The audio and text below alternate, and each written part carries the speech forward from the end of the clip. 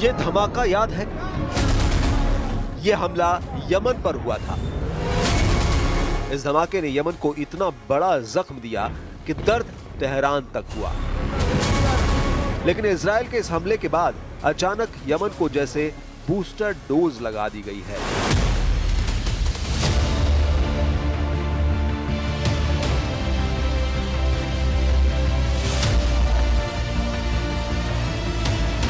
Yemen पूरी ताकत से खड़ा हो गया है।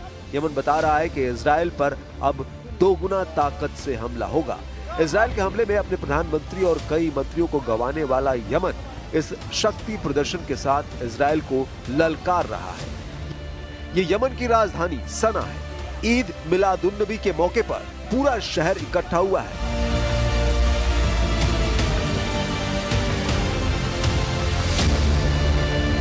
गिनने की कोशिश मुश्किल है। सिर्फ अंदाजा लगाइए कि कितना मजमा राजधानी सना की सबसे प्रमुख जगह पर पहुंचा हुआ है। एक हफ्ते पहले तक यमन अपने प्रधानमंत्री का गम मना रहा था, लेकिन अब ईद मिलादुन्नबी का मौका है। पूरा यमन पैगंबर की जयंती का जश्न मना रहा है। ड्रोन से ली गई तस्वीरें बता रही हैं कि राजधानी सना का जोश क्या है। 35 लाख की आबादी वाले शहर सना में इतने लोगों को एक जगह इकट्ठा देखकर यमन के दुश्मन खौफ खाएंगे। ये वीडियो इस बात की गारंटी देना चाहता है। यमन की हूती सरकार का मैसेज साफ है, तुम कमांडर 10 मारोगे, हमारे 10,000 कमांडर तैयार हो जाएंगे। 28 अगस्त को इजराइल के हमले में यमन के प्रधानमंत्री और उनके 9 मंत्रियों की मौत हुई थी। यह हमला यमन को बहुत बड़ा झटका बताई गई। जाहिर है, पॉलिटिकल लीडरशिप को खत्म किए जाने के बाद जब यमन के लोग इतनी तादाद में बाहर निकले हैं, तो यह सिर्फ ईद मिलादुन्नबी का जश्न नहीं है। यह इजराइल को बताने की कोशिश है कि यमन नहीं डरा है, ना डरेगा। الشعب اليمني يحتفل اليوم بهذه المناسبة الكريمة، مناسبة المولد النبوي الشريف.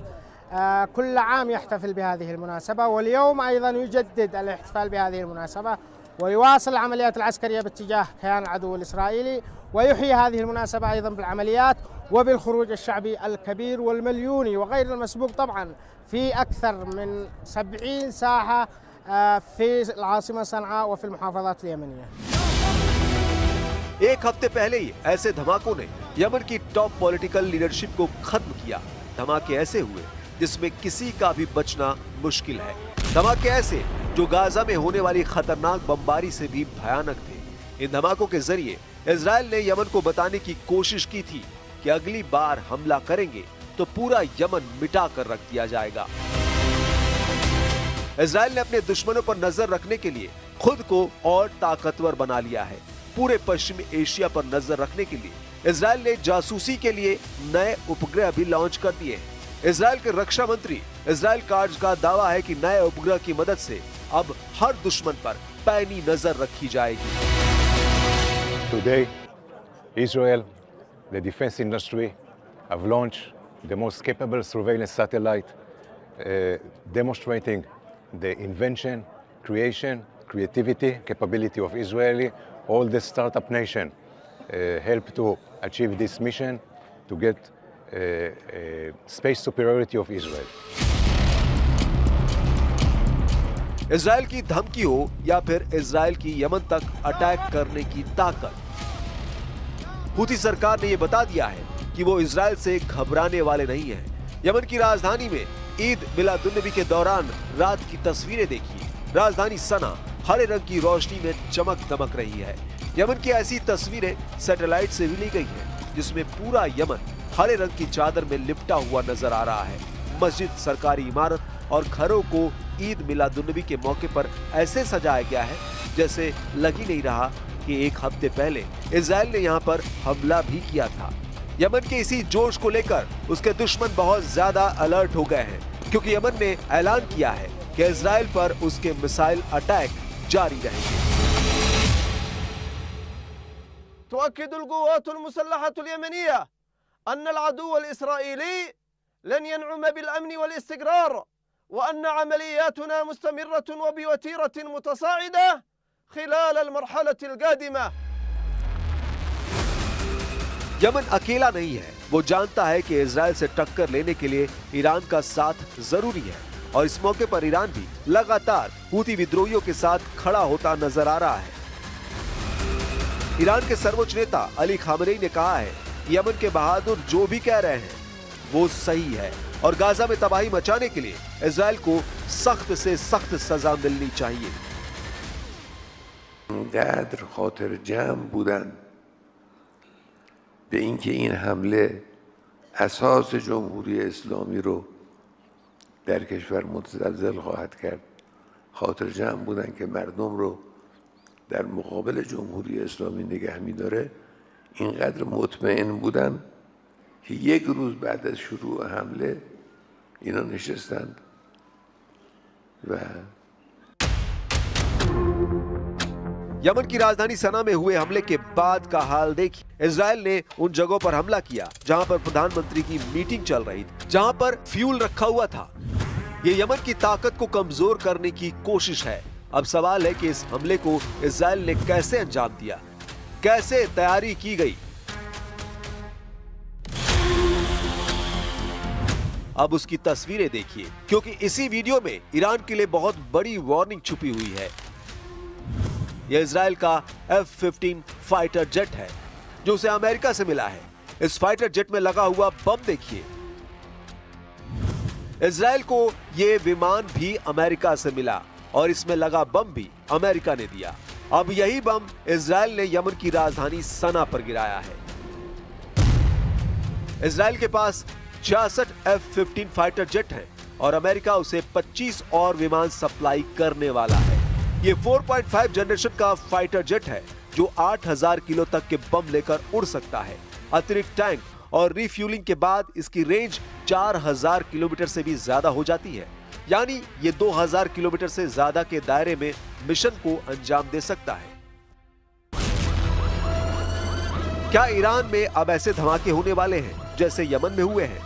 वैसे ईरान पर हमले के लिए नेतन्याहू को दुनिया का सबसे खतरनाक हथियार देने की मांग की जा चुकी है।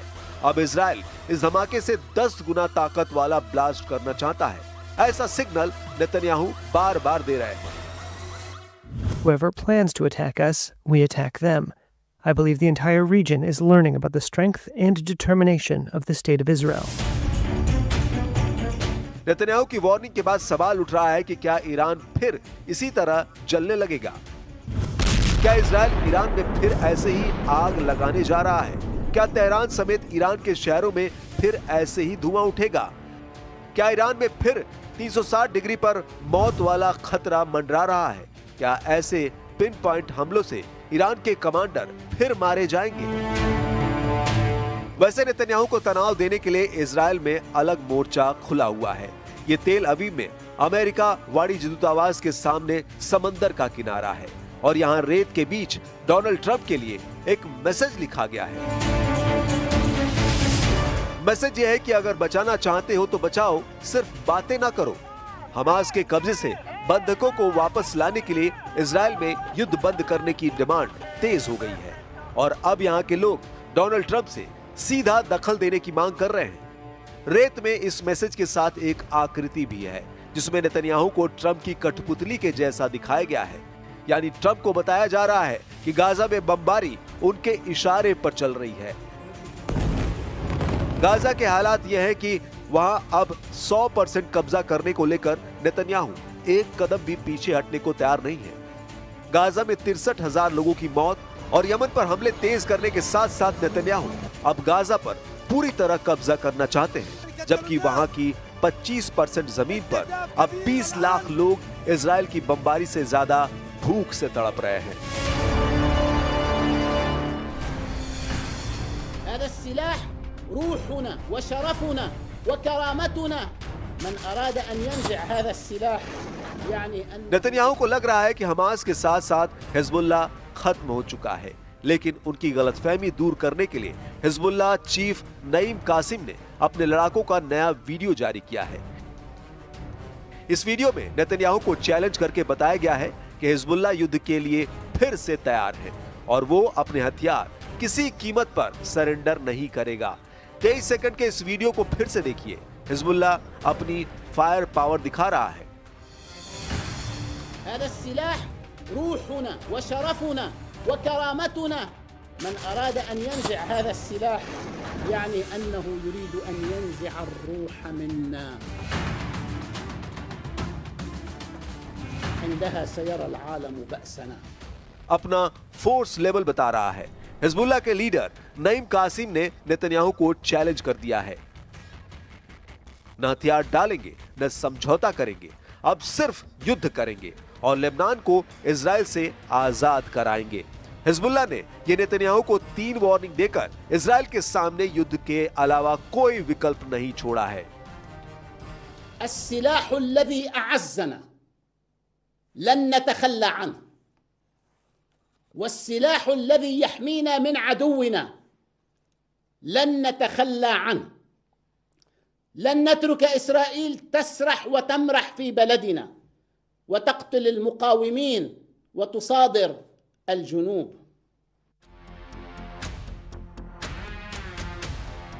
अचानक इजराइल के सामने 4 बड़े फ्रंट एक्टिव हो गए हैं। पहला फ्रंट गाजा, जहां 100% कब्जा नेतन्याहू का अटल इरादा है। दूसरा फ्रंट यमन, जहां सना में इजरायली अटैक के बावजूद इजराइल पर बैलिस्टिक मिसाइल फायर की जा रही है। एक फ्रंट लेबनान है, जहां इजराइल चाहता है कि हिजबुल्लाह हथियार डाल दे, लेकिन हिजबुल्लाह का इरादा युद्ध का है। वो जानता है कि दक्षिण लेबनान में इजराइल का ग्राउंड ऑपरेशन फेल साबित हुआ है और नईम कासिम ने लेबनान की सरकार को अल्टीमेटम जारी कर दिया है। और सबसे बड़ा फ्रंट ईरान है। ईरान की लीडरशिप ने साफ कर दिया है कि युद्ध विराम का अब कोई मतलब नहीं रहा। इजराइल से तनाव बहुत ज्यादा बढ़ चुका है। ईरान के तेवर बता रहे हैं कि उसकी मिसाइल फिर तैयार है और ईरान पर फिर से हमला हुआ तो तेल अवीव और हाइफा बुरी तरह दहलेगा। ये वार्निंग ईरान से लगातार आ रही है। ईरान के बड़े बड़े जनरल लगातार इजराइल को वार्निंग दे रहे हैं। ईरान के मेजर जनरल याह्या रहीम सफवी, जो सर्वोच्च नेता अली खामनेई के सलाहकार भी हैं, उनका दावा है कि ईरान के पास हजारों मिसाइल और ड्रोन हैं जो खुफिया ठिकानों पर रखे गए हैं और अगर ईरान पर युद्ध हुआ तो उनको इस्तेमाल किया जाएगा। कह सकते हैं कि ये वार्निंग सीधा अली खामनेई की तरफ से आई है। ईरान बार बार ये दावा कर रहा है कि उसने 12 दिन के युद्ध में अब तक अपनी पूरी ताकत का इस्तेमाल नहीं किया है, न ही अपनी नौसेना और IRGC की कुछ फोर्स को तैनात किया है। और अगर दोबारा युद्ध ईरान पर थोपा गया तो इसका नतीजा इजराइल की संपूर्ण तबाही होगी।